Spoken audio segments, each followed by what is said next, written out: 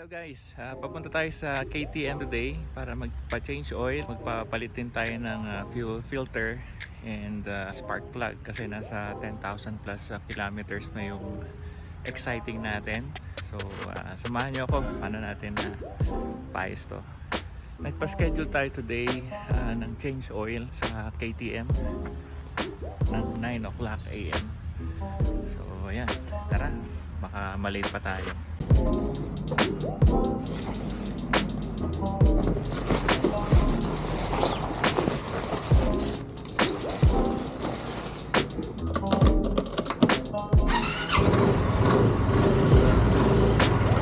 Yo.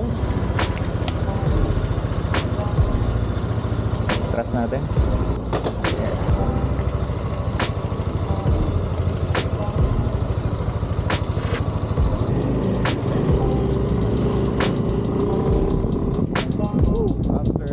Several weeks na naka-standby to. Ngayon exercise siya.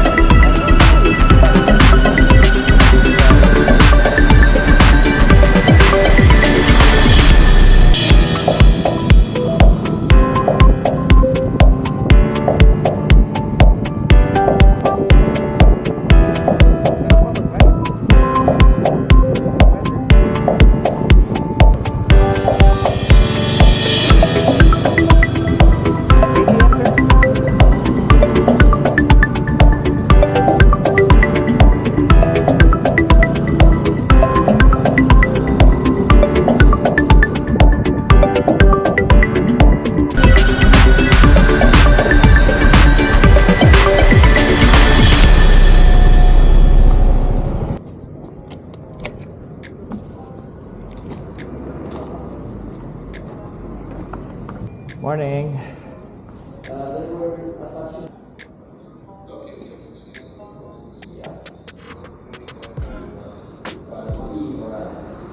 Yan guys, nandito na tayo sa KTM. Pa-service na natin yung sasakyan natin. Yan guys, papasok na yung exciting natin. Yan sa service bay. Papacheck ko na rin kasi mayroong time na parang kapos sa gas pagkatapos pag-stop mo after driving for 15 to 30 minutes.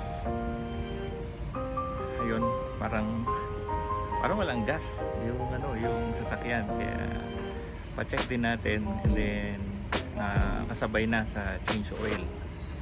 Ayan, as per mechanic ng KTM, tingnan daw nila kung yung spark plug area or parang nabunot yung sa spark plug, and then since bumili tayo ng bagong spark plug and bagong fuel filter, yun ay papakabit natin para we make sure na okay doon sa department na yun, sa area na yun, and then mag troubleshoot sila kung ganun pa rin yung problem.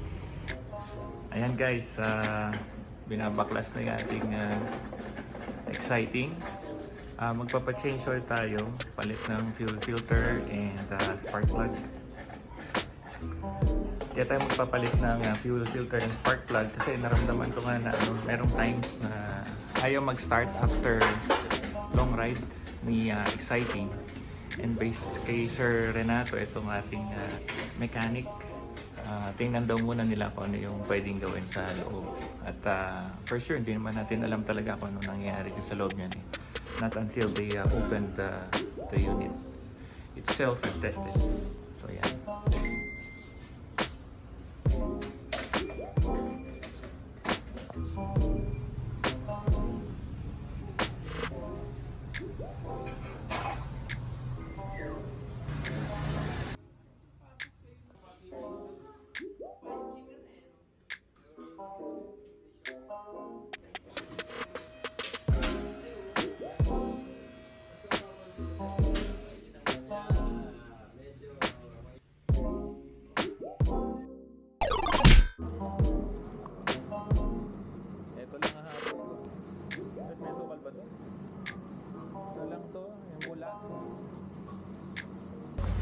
Ayan guys, tapos na tayo magkape at nainip tayo, ang tagal eh. Hinihintay natin maayos yung exciting natin. So ang ginawa is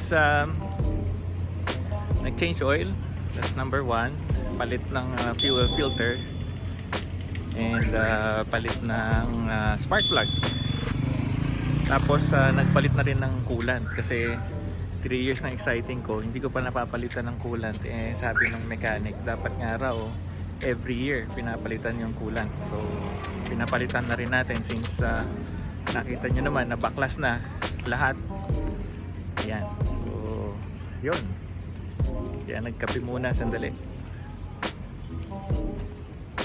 Pabalik na tayo, tingnan natin kung ano na yung progress ng ating sasakyan.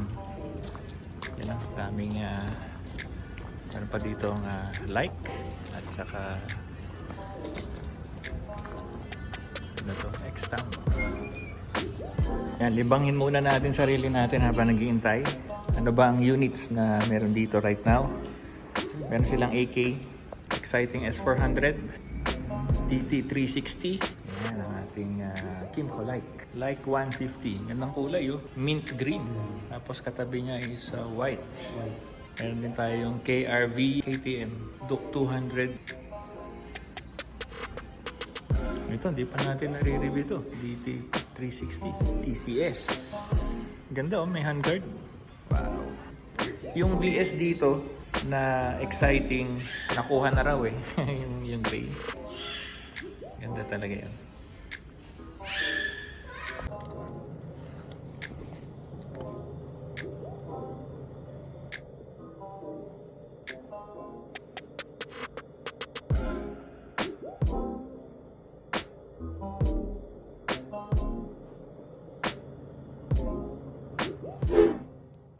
So guys, nandito pa rin tayo sa Kimco and KTM. Tapos na magpa-change oil yung exciting natin. Tapos na rin palitan ng fuel filter and spark plug. So ang napansin ni mechanic si Sir Renato, yung may lumalagapak pagka nag-start tapos parang wala sa timing. So sabi niya, check daw ulit natin. So binuksan niya, nag-lunch lang sila right now.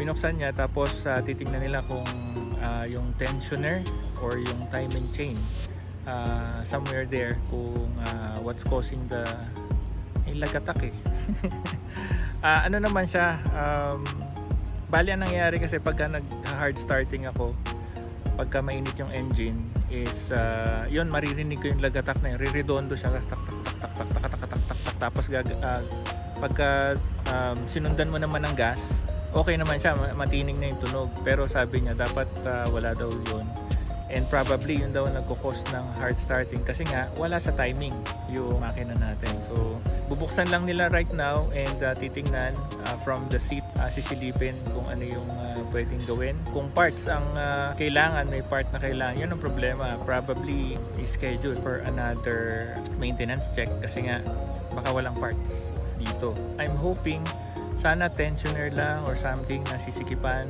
somewhere there. And una kasi nilang hinala is the spark plug, which is nung tiningnan din ni Sir Renato, yung old na spark plug ko is maluwag, medyo maluwag siya. Parang kayang tanggalin ng kamay. So dapat hindi raw ganun yun, dapat tight. Kasi pwedeng may singaw, which is also the cause of hard starting. Yun, higpitan naman and then palitan na ng fuel filter. And tulad ng sinabi ko, napalitan na rin ng coolant yung ating exciting, which is dapat daw every year ang palit noon, but naka 3 years tayo hindi natin napapalitan, which is I'm not aware of that. Kaya ito, pinapalitan na rin natin. So yun na lang, yung timing chain and tensioner ang tinitingnan natin doon. Right now, sana maayos, sana wala nang problema at makapag long ride na tayo. Kasi medyo nag-aalangan ako mag long ride. One time kasi nung na-try ko to sa San Fernando, mainit yung engine nag-stop over kami, tapos after some time di ko ma-start. And then siguro nakailang tries ako bago ko napastart ulit yung ating sasakyan. Pinalamig ko muna yata yung engine around 10 to 15 minutes tsaka nakapag-start. So pinakabahan ako mag long ride pagka ganun, wala yung confidence level natin na makakauwi tayo ng walang problema yung unit natin. Kaya ito, pinapatingnan ko na, and nararamdaman ko to mga isang taon kalahati na. Pinagtsatsagaan ko lang, though hindi naman kasi masyadong issue sa akin, kasi minsan meron, minsan wala yung issue, so intermittent yung issue. Kaya ito kako, once and for all, at least makita ng mechanic talaga ng Kimco kung ano yung problema, and ma-resolve na natin yung issue niya. Alright? Update ko kayo guys, iwan ko muna tong unit natin. Magla-lunch din ako, and then balikan natin. Yan guys, nakauwi na tayo. Hindi na ako nakapag-video kanina, lakas ng ulan So ayan, nandito na tayo. Ang pinaka-result is under observation, but right now mukhang okay naman, looks good. Nag-start naman, but we'll see. Mag-try tayo mag-long ride para makita natin kung nandun pa rin yung pagluloko ng exciting natin na pagka mainit yung engine sa time na ayaw mag-start, hard starting, and parang wala siyang gasolina tulad ng sinabi ko sa inyo. And sabi naman ni mechanic ng KTM Pangasinan, si Sir Renato, shout out pala sir, salamat at talagang mabusisi mong tinignan yung exciting natin, and wala ka naman nakita sa timing chain and dun sa tensioner, wala daw namang issue dun. May nakita lang siya sa may CVT na maluwag, so sinigipan niya yon. Basically ang talagang ginawa natin dito sa exciting natin is we replaced the spark plug with iridium and yung fuel filter. Additional is the coolant na dapat every year. Yun ang ginawa. So far nag-okay siya, and these coming days yun ang gagamitin natin lagi, araw-araw gagamitin natin yan sa mga short rides or long rides para makita natin kung nandun pa rin yung issue. Kasi sabi ni Sir Renato, i-text ko raw siya kung sakasakali or i-update ko siya kung sakaling may nakita pa rin tayong issue dun sa exciting. But so far okay siya, happy naman ako dun sa sa service na ginawa nila. Thank you KTM Baguio. At ayun, mabusisi nilang tiningnan talaga yung pinanggagalingan or pinaka-issue ng unit natin. Happy naman ako, and we'll see. I hope and pray nakuha na nila yung problema para na tayo, may confidence na tayo pagka nagra-ride tayo, lalo sa malalayo. Baka mamaya hindi na tayo makauwi.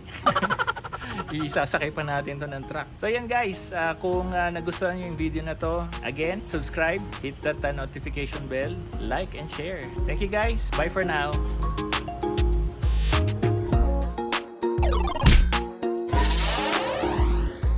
Bye.